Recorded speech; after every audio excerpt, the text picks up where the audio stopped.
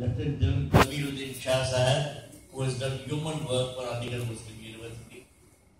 Dr. Manzoor Alam, my dear friend Asaduddin Owaisi, who is scared away from delivering a speech, and all of you ladies and gentlemen, some of whom I recognize as good old friends, Raju Zaid, A.g Noorani, Siddharth Varadarajan, and many others.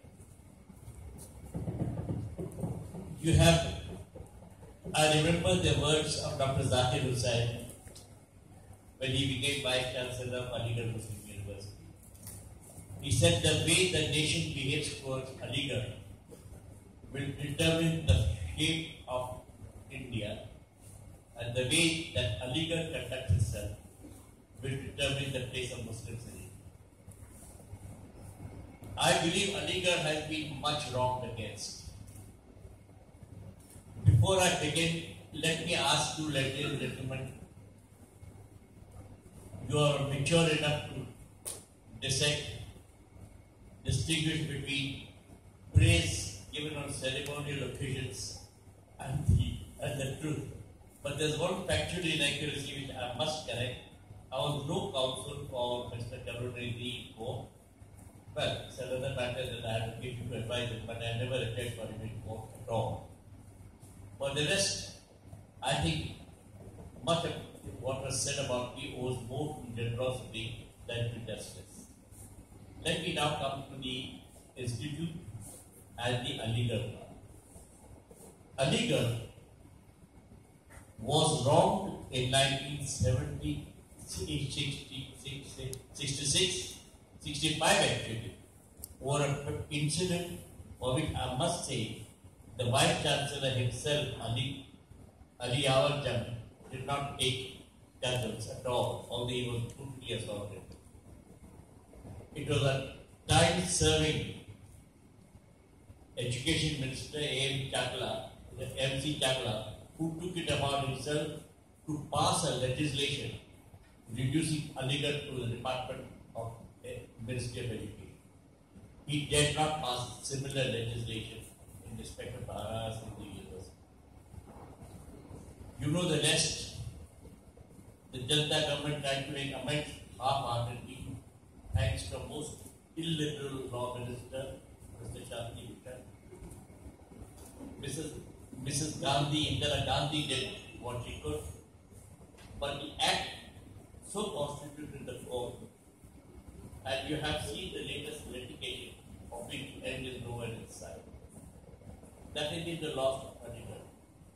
But Aligarh battles along. It has had dedicated vice chancellors.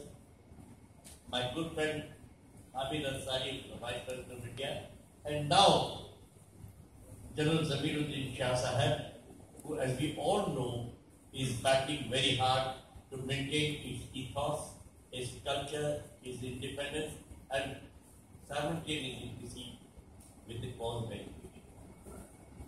What should the institute do?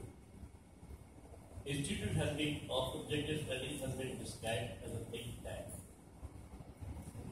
I believe that the institute has a brighter future. It has had a bright past, but it has still a brighter future. The areas in which the institute can conduct detailed studies and briefing papers, not propaganda pieces, but papers which are designed with anybody can see. I say these are objective. Let me mention up to this topic. Arrests, of which Mr. Muzammil Jalil of Indian Express has done excellent work. Arbitrary arrest of Muslims. You have seen the book produced by a gentleman who is in today's Indian Express. 11 years in detention, subjected to torture. My friend A.g Noorani was in prison for possessing documents which are available online. These arbitrary arrests are a fact of life.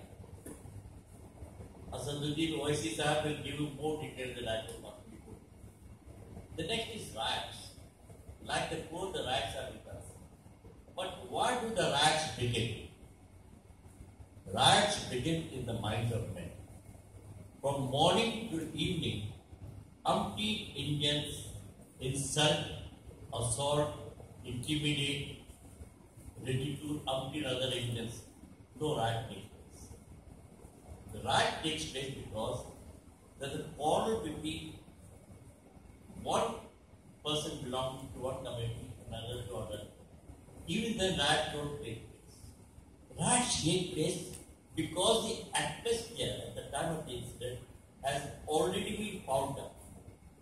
Now here, having appeared for 2.5 years before the Government riots in Boyle,